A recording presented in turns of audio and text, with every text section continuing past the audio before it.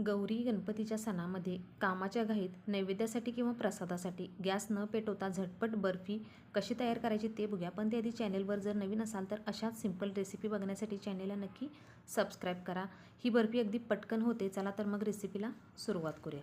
सुरुवातीला मिक्सरच्या भांड्यात अर्धी वाटी साखर आणि 2 वेलची घालून याची मिक्सरला चांगली पावडर करून घ्यायची. आता ही साखरेची पिठी साखर आपण एका बाउलवर चाळून ठेवून यामध्ये ही पिठी साखर चाळून घ्यायची, जेणेकरून यामध्ये साखरेचे कण राहणार नाहीत. अशा पद्धतीने ही सगळी चाळून झालेली. आता या पिठी साखरमध्ये 1 चमचा तूप घालून ही तूप या पिठी साखरमध्ये चांगलं मिक्स करून घ्यायचं. त्यानंतर पुन्हा मिक्सरच्या भांड्यात 1 वाटी याची देखील मिक्सरला बारीक पावडर करून घ्यायची आणि पुन्हा या बाउलवर चाळून ठेवून या पिठी साखरमध्येच ही आपण पावडर चाळून घ्यायची किंवा पीठ चाळून घ्यायचं, जेणेकरून डाळीचे कण यामध्ये राहणार नाहीत. अशा पद्धतीने सगळे हे डाळीचं पीठ चाळून घ्यायचं आणि तळाला राहिलेले हे डाळीचे बारीक कण आहेत ते आपण टाकून द्यायचं. त्यानंतर यामध्ये थोडं दूध ॲड करायचं. दूध एकदम घालायचं नाही, नाहीतर आपलं मिश्रण पातळ होऊ शकतं. जसं लागेल तसंच थोडं दूध ॲड करायचं. सुरुवातीला मी 2 चमचे दूध ॲड केलेलं आहे. त्यानंतर पुन्हा यामध्ये 2 चमचे दूध ॲड केलेलं आहे आणि असं लागेल तसंच थोडं घालून घ्यायचं आहे आणि अशा पद्धतीने याचा आपल्याला घट्ट गोळा बनवून घ्यायचा आहे.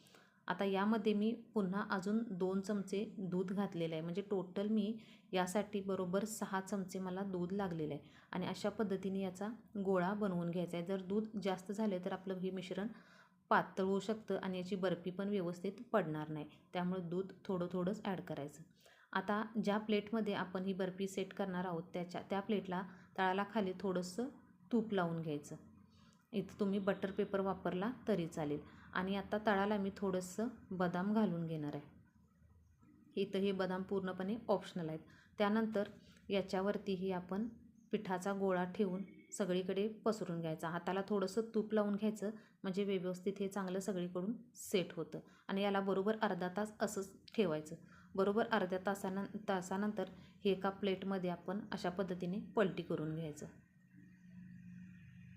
बरोबर अर्ध्या तासात ही बर्फी एकदम छान घट्ट सेट झालेली आहे. आता याच्या आपण अशा पद्धतीने काप करून घेऊया. ज्या तुम्हाला आकारामध्ये पाहिजे त्या आकारात तुम्ही ही बर्फी कट करून घ्यायची. इथे मी चौकोन आकारामध्ये ही बर्फी कट करून घेतलेली आहे. त्यानंतर आपली ही झटपट गॅस न पेटवता चांगली तयार झालेली आहे. व्हिडिओ कसा वाटला हे कमेंट करून सांगा आणि व्हिडिओ आवडला तर चॅनेलला नक्की लाईक, शेअर आणि सबस्क्राईब नक्की करा.